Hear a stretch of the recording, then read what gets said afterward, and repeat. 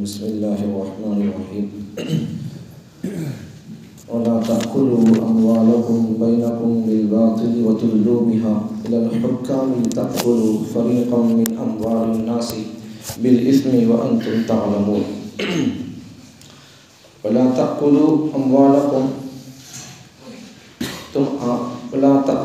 أموالكم بینکم تم آپس میں ایک دوسرے کے مالوں کو نہ کھاؤ بالباطل باطل طریقے سے، ناحق کسی کا مال نہ کھاؤ، وتدلوا بها اور پھر اس کو کسی حاکم کے پاس لے کر بھی نہ جاؤ، وتدلوا بها الی الحکام باطل طریقے سے کسی کا مال آپس میں کھا کر اس مقدمے اور کیس کو کسی حاکم کے پاس بھی لے کر نہ جاؤ، لتأکلوا فریقا من اموال الناس بالاثم تاکہ تم باطل طریقے سے اس مال کو کھا کر حاکم کے پاس کیس اور مقدمہ لے جانے کا مقصد لوگوں کے مالوں کو گناہ کے ساتھ جانتے بوجھتے بھی کچھ حصہ کھا جاؤ، لوگوں کے مالوں کو گناہ کے ساتھ جانتے بوجھتے ان کا کچھ حصہ کھانے کے لیے کیس لے کر جا رہے ہیں حکام کے پاس، تو ایسا نہیں کرنا چاہیے۔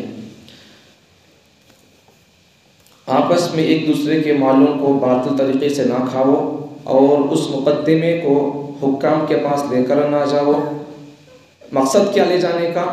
تاکہ گناہ کے ساتھ جانتے بوجھتے ہوئے لوگوں کے مالوں میں سے کچھ حصہ کھا جائے۔ تو اس میں پہلی بات تو اللہ تعالیٰ ارشاد فرماتے ہیں یہ ایک بات کہ آپس میں ایک دوسرے کا مال باطل طریقے سے نہ کھاؤ۔ دوسری بات، جب کھا لیے تو پھر یا کھانا چاہتے ہیں تو پھر کھا لیے یا کھانے کا ارادہ ہے، دونوں صورتوں میں اس کیس اور مقدمے کو حکام کے پاس، حاکم لوگوں کے پاس، پولیسوں کے پاس یا کورٹ کو اسے دارالمکو ڈالنے کا مقصد بھی کیا کہ لوگوں جانتے بوجھتے ہوئے گناہ کے ساتھ ناحق طریقے پر لوگوں کے مالوں میں سے کچھ حصہ پراپرٹی اپنے خزانے اور اپنے حصے میں کر لینا ہے، ایسا نہ کو کرو، اللہ ارشاد فرماتے ہیں۔ اب دیکھو یہاں سمجھنے والی بات، اب کل تک کیا مسئلے چلتے تھے؟ کل تک بات چلتی تھی روزوں کے مسائل، روزوں کا مقصد کیا ہے، روزہ ہم کو کیا سکھاتا ہے، وہ سب مسائل، اور روزہ کسے چھوٹ ہے وہ سب چیزیں، اور بعد میں ان کو رکھنا ہے تو کیسا رکھنا ہے، وہ ترتیب، پھر بعد میں دعا کا مسئلہ اور دعا کی حدیثیں، اور آخر میں کل کے سبق میں اعتکاف کے مسائل وغیرہ، اور روزوں کی راتوں میں عورتیں حلال ہیں، بیویاں حلال ہیں، یہ مسئلے یہاں تک ختم ہوئی ہے۔ اب یہاں آج مطلب کیا، خلاصہ نتیجہ کیا، اس کل کے پرسوں کے سبقوں سے آج کے سبق کو ربط کیا ہے وہ بتانا چاہ رہا ہوں میں آپ کو۔ کیا ربط ہے، تعلق ہے کہ کل کے سبق تک بات تھی رمضان کے مسائل کی، تو رمضان میں آدمی حلال چیز استعمال نہیں کرتا دن میں۔ رمضان میں حلال چیز، زمزم کا پانی کا کو بول کر روزہ ہو کو تو پی سکتے کیا؟ نہیں پی سکتے، روزہ ہے کو بولتے پیو جی زمزم کا پانی، جی نہیں پیتے، روزے سے ہوں بول کر بولتی۔ پانی زمزم کا مکے کا پانی ہے، لیکن پھر بھی جب روزہ رکھ لیے تو مکے کا پانی بھی نہیں پی سکتے۔ تو اللہ وہی ارشاد فرماتے ہیں بندو تمہیں جب رمضان میں میرے نام پر روزہ رکھ کر حلال چیزیں چھوڑتے ہو تو پھر میرے واسطے تم پورے سال پوری زندگی حرام نہیں چھوڑ سکتے کیا؟ اللہ یہ ارشاد فرماتے ہیں۔ نقطہ یہ پوائنٹ ہی ہے۔ تو اللہ تعالیٰ بیان کرنے کا انداز، بیان میں نقطے کیسا بولنا، اللہ وہ بھی سکھا رہا ہے یہاں سے، تو اسے بولتے پوائنٹ۔ تو جیسا رمضان میں دن میں حلال چیز بھی نہیں کھا سکتے، کھانے کی اجازت نہیں ہے، تو ویسا اللہ سمجھا رہے ہیں کہ جیسا تم رمضان میں میرے لیے میری خوشی کی خاطر حلال چیزوں کو چھوڑ دیتے ہو، تو پھر تم پوری زندگی اور رمضان کے علاوہ دوسرے تمام مہینوں میں میری خوشی کی خاطر، جیسا رمضان میں روزے کی حالت میں حلال چیزیں چھوڑ دیے، ویسا پوری زندگی میری خوشی کی خاطر حرام کو چھوڑ دو۔ یہ نقطہ اللہ ارشاد فرماتے ہیں۔ سمجھ میں آ گیا نقطہ؟ آگے اب حرام چیزیں لوگ استعمال کیسا کرتے، حرام راستے کیا ہیں، حرام طریقے کیا ہیں، اور طریقے کیا؟ تو کچھ طریقے حرام طریقوں میں سے ایک طریقہ تو کیا، حرام طریقوں میں سے ایک طریقہ، ایک صورت یہ کہ کسی کے مال پر دعویٰ کرنا، مال ہمارا نہیں لیکن دعویٰ کر رہی ہمارا بھی مال وہ کھل کر، ایک تو یہ دعویٰ کرنا۔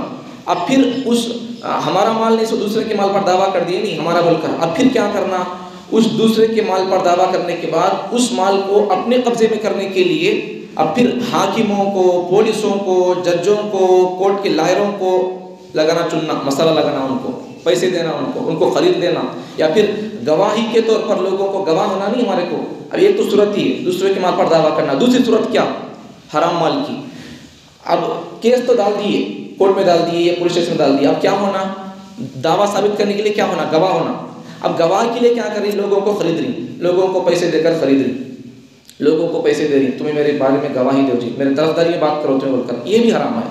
تو جیسا کسی کے مال پر دعویٰ کرنا حرام ہے، ویسا آپ دوسرے کے مال کو اپنی قبضے اور اپنی پراپرٹی میں لانے کے لیے لوگوں کو گواہی اپنی طرف دینے کے لیے پیسے دینا یہ بھی جائز نہیں ہے. اسی طرح پولیسوں کو یا حاکم لوگوں کو، ججوں کو، لائروں کو، ان کو مسکا لگانا پیسے دینا یہ بھی جائز نہیں ہے. اب یہاں سے اور ایک بات سمجھنے والی، اب حالات کے حساب سے دیکھیں گے تو خرید میں ووٹاں آئیں گے تو ووٹوں کے پیسے لینا جائز ہے ناجائز ہے، وہ یہ بات سائنس سے سمجھ میں آتی ہے. تو ووٹوں کے پیسے بھی لینا جائز نہیں ہے.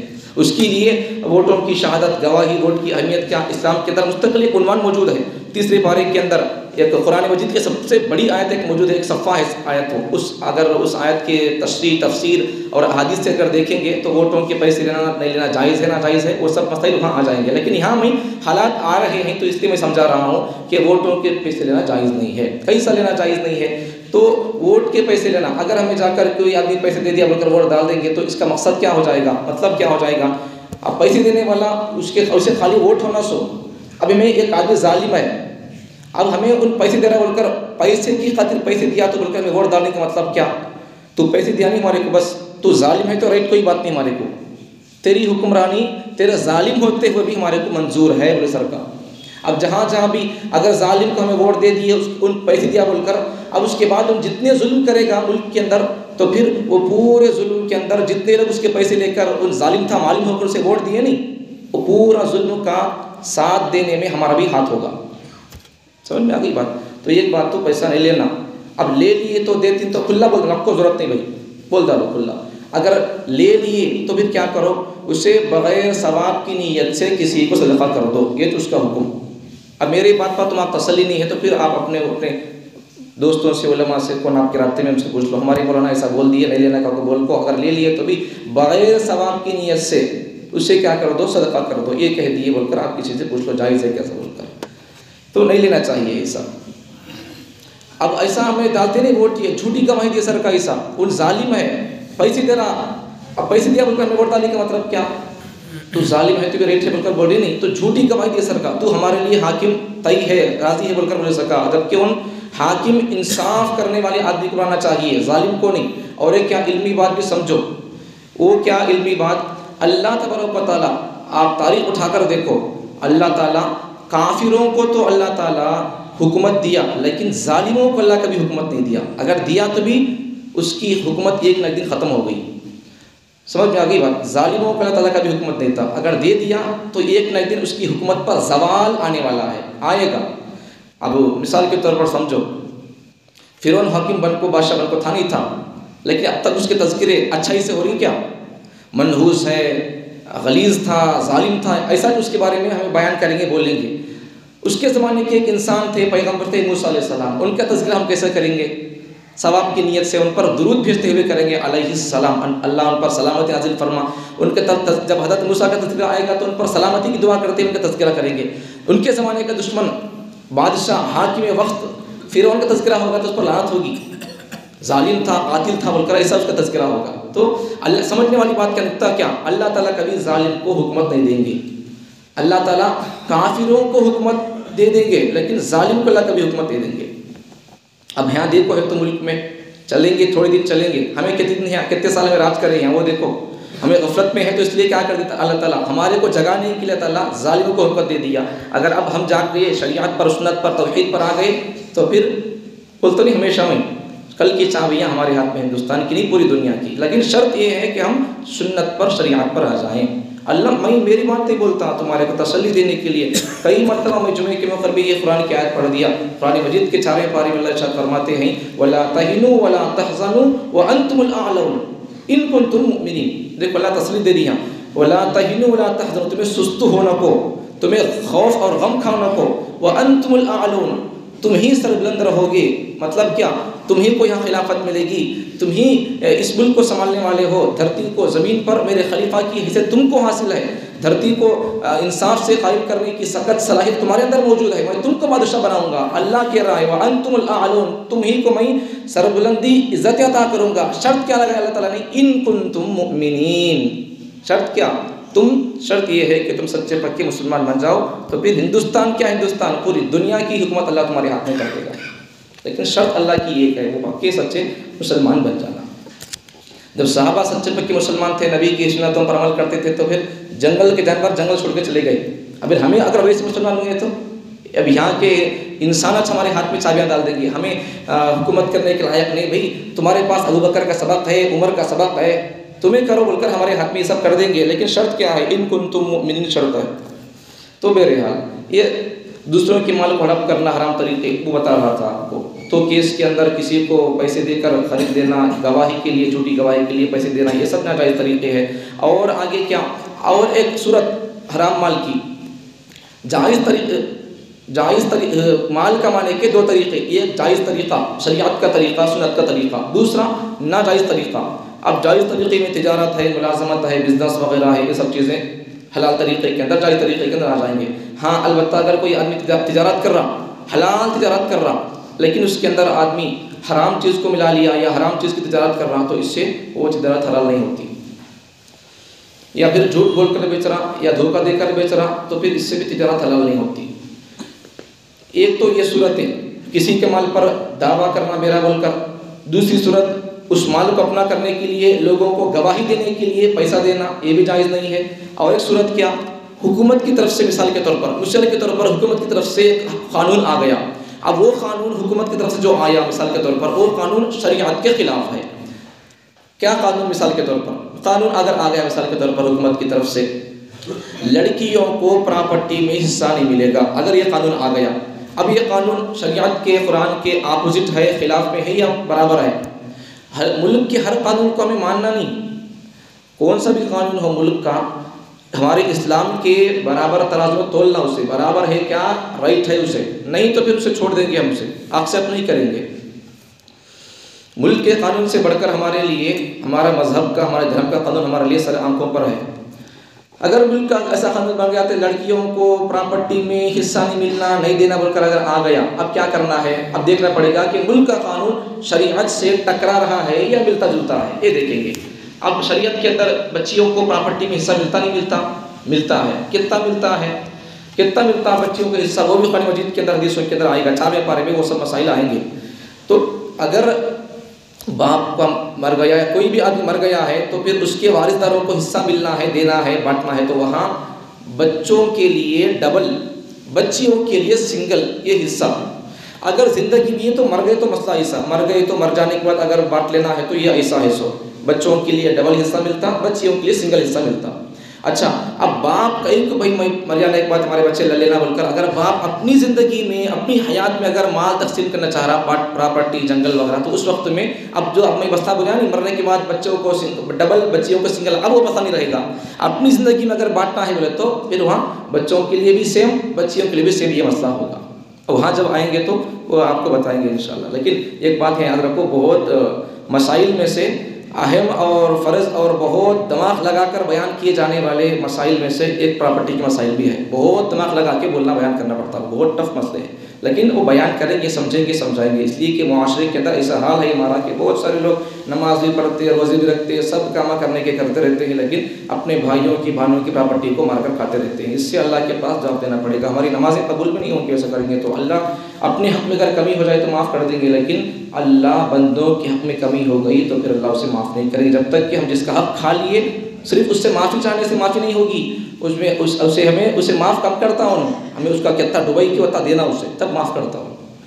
تو اس لیے اسی طریقے سے اور ایک بھی ہمارے معاشرے کے اندر برائی کیا ہے، وہ جب آدمی جب شادی کر لیتا ہے تو مہر نہیں دیتا، مہر نہیں دیا تو کیا کرنا پڑتا ہے اسے؟ شریعت کے اندر ہے کہ مرنے کے بعد آدمی کے مال میں سے پہلے اس کے قرضہ ادا کرے، اس کے مہر ادا کرے، اس کے بعد پھر دوسرے مسائل جہیز کیا ہوتی ہیں، تجہیز، تکفین وغیرہ آئیں گے، لیکن پہلے جو کام کرنے کے وہ کرنا۔ اب زندگی میں آدمی مہر نہیں دیا تو مرنے کے بعد لوگ کیا بولتے ہیں، بڑھیاں جا کر کیا بولتے ہیں، معاف کر دال ماں بول کر بولتی ہیں، زبان سے معاف کرنے سے معاف نہیں ہوتا جی، دینا پڑتا مال پہلے اسے۔ کئی کو نہیں دیے، دینا چاہیے۔ تو پراپرٹی میں سے آدمی کا پہلے قرض ادا کرنا، پھر اس کے بعد مہر ادا کرنا، بعد میں دوسری چیزیں تقسیم وغیرہ ہوگی۔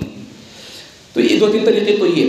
اور آگے پیغمبر صلی اللہ علیہ وسلم حدیث میں ارشاد فرماتے ہیں کہ اگر میں بھی انسان ہوں، اگر کوئی آدمی، 2 آدمی آپس میں جھگڑا ہو گیا، اب ایک آدمی میرے پاس آ کر شکایت کر رہا کہ دیکھو وہ آدمی میرا مال ہڑپ کر رہا تھا، ان جو ہڑپ مال کر رہا وہ میرا مال ہے، ایسا بول کر ایک آدمی آپ صلی اللہ علیہ وسلم کے پاس آ کر تڑپ کر ترس کر ایک مال پر دعویٰ کر رہا میرا ہے بول کر، تو وہاں آپ صلی اللہ علیہ وسلم حدیث کے مطلب اور تشریح میں بیان فرماتے ہیں، بزرگان دین اور شارحین فرماتے ہیں کہ بھائی اگر کوئی آدمی ناحق طریقے پر میرے پاس بھی اگر آ کر وہ مال میرا ہے بول کر دعویٰ کر رہا، جبکہ وہ مال اس کا نہیں ہے، اس آدمی کا مال ہے، تو ویسے وقت میں مجھے معلوم نہیں تھا وہ اس کا ہے اس کا ہے بول کر، ویسے وقت میں یہ آدمی بولا تو بول کر اگر میں اس کے حق میں فیصلہ کر دیا اس کے دعویٰ کرنے والے مدعی کے حق میں، جبکہ مال اس کا تھا، تو میرے فیصلے کرنے کے بعد بھی اگر حقیقت میں وہ مال اس کا تھا، تو جب میں اس کی گزارش اور اس کی رونا دھونا دیکھ کر اس کے حق میں فیصلہ کر دیا، تو میرا فیصلہ کرنے سے بھی اس کا مال باطل طریقے سے یہ آدمی ہڑپ کرنا چاہتا ہے، تو میرا فیصلہ کرنے سے بھی وہ مال اس کے لیے حلال نہیں ہوا، یہ پیغمبر فرماتے ہیں۔ سمجھ میں آ گئی بات؟ تو آگے ایک حدیث میں پیغمبر صلی اللہ علیہ وسلم فرماتے ہیں کہ رسول اللہ صلی اللہ علیہ وسلم فرمایا کہ جو شخص کسی ایسی چیز کا دعویٰ کرے جو اس کی نہیں ہے، تو وہ شخص ہم میں سے نہیں ہے۔ سمجھ میں آگئی بات؟ جو مال ہمارا نہیں ہے اس پر ہمیں ہمارا بول کر اسے ہڑپ کرنے کی کوشش نہیں کرنا، یا پھر ہمیں جھوٹی گواہی دینے کی نہیں جانا، اگر ایسا جائیں گے تو پھر اس میں آ جائیں گے حدیث میں کہ پیغمبر صلی اللہ علیہ وسلم نے کیا فرمایا کہ وہ آدمی میرا نہیں ہے۔ اب پیغمبر میرا نہیں کو بولے تو تمہارا کون ہوں گے؟ تو اس لیے ناجائز طریقے سے کسی کا مال ہڑپ نہیں کرنا۔ اور تیسری بات تو بتا رہا تھا نہیں، پراپرٹی کا مسئلہ، اگر حکومت کی طرف سے آ گیا تو کیا کرنا، اسے اس قانون کو ہمیں قبول نہیں کرنا۔ اسے شریعت کہتی ہے کہ پراپرٹی بچوں کو ملے گی، چاہے آپ شادی کروڑ کی کرو لیکن بچوں کو پراپرٹی ملنے کی ملے گی۔ اگر حکومت کی طرف سے قانون آ گیا بولے تو حکومت کے قانون کو رکھو بازو محراب پہ رکھو، اسے قرآن کے حکم کو قانون کو سر آنکھوں سے تسلیم کرو۔ اس سمجھ میں آ گئی بات؟ تو یہ سب ناجائز طریقے سے مال کو کمانا اور مال کو استعمال کرنے کے طریقے ہیں۔ ان طریقوں سے آدمی بچ کر رہے گا تو پھر آدمی کی عبادتیں قبول ہوں گی، ورنہ آدمی کی عبادتیں سر سے ایک بالشت اوپر نہیں جائیں گی۔ اللہ تعالیٰ مجھے اور آپ کو حلال چیزیں اور جائز طریقے سے جائز چیزوں کو استعمال کرنے کی توفیق عطا فرمائے۔ ناجائز طریقے جتنے دنیا کے اندر رائج ہو گئے ہیں ان تمام طریقوں سے اللہ تعالیٰ پورے مسلمانوں کی حفاظت فرمائے۔